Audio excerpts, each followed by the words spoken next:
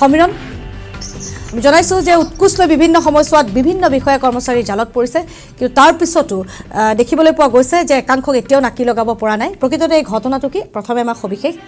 জনাই লওক সমীৰণ শইকীয়া সঁচাক যে আপুনি ইতিমধ্যে উল্লেখ কৰিছে যে ৰাষ্ট্ৰীয় ঘাইপথ প্ৰাধিকৰণৰ শ্বিলংস্থিত প্ৰকল্প ৰূপায়ণ ইউনিটৰ প্ৰকল্প সঞ্চালক আনন্দ সিং চৌহানে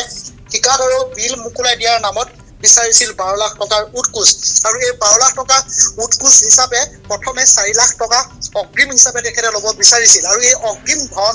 বা গোটেই 12 লাখ টকাটো তেওঁ হাওলাৰ জৰিয়তে ল'ব বিচাৰিছিল আৰু তাৰ বাবে গুৱাহাটীস্থিত যিজন ঠিকাদাৰ সেই ঠিকাদাৰজনক এটা হোৱাটছআপত 10 টকীয়া নোট দিছিলে আৰু 10 টকীয়া নোটটোৰ নাম্বাৰ হৈছে 74R394426 অৰ্থাৎ এই 10 টকীয়া নোটটো দেখাৰ লগে লগে যিজন হাওলাৰ ব্যক্তি গুৱাহাটীত বহি আছিল সেই গুৱাহাটীত বহি থকা হাওলাৰ ব্যক্তিজনক টকাটো দেখুৱাই দিয়াৰ লগে লগে ধনখিনি দিবলৈ অনুমতি দিছিল আৰু তাৰ পাছতে এই ধনখিনি জয়পুৰলৈ নিব বিচাৰিছিল জয়পুৰতো এগৰাকী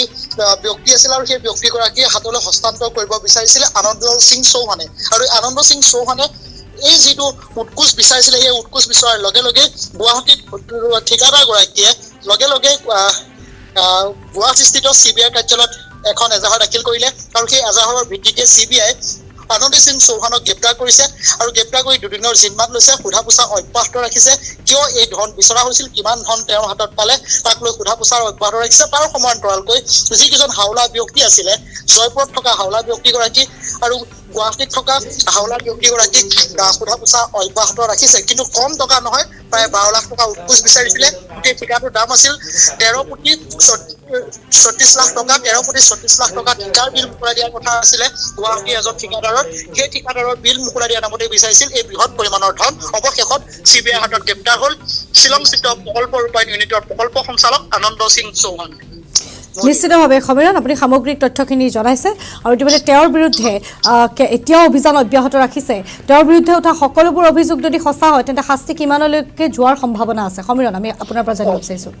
এনেধৰণে উৎকোচ বিচৰা যিসকল ব্যক্তি তেওঁলোকে আমি দেখিছোঁ যে পূৰ্ব যিসমূহ বিশেষকৈ দুৰ্নীতি নিবাৰক শাখা বা CBI যিসমূহ ব্যক্তি গ্ৰেপ্তাৰ কৰে তেওঁলোকে 3 বছৰলৈকে কাৰাগাৰত থকা দেখিবলৈ পোৱা গৈছে যদি CBI যদি ভালদৰে তদন্ত কৰি সকলো তথ্য প্ৰমাণ আদালতত দাঙি ধৰিব পাৰে হয়তো এইজন আনন্দ সিং চৌহানৰ চাকৰি যোৱাৰ লগতে তেওঁ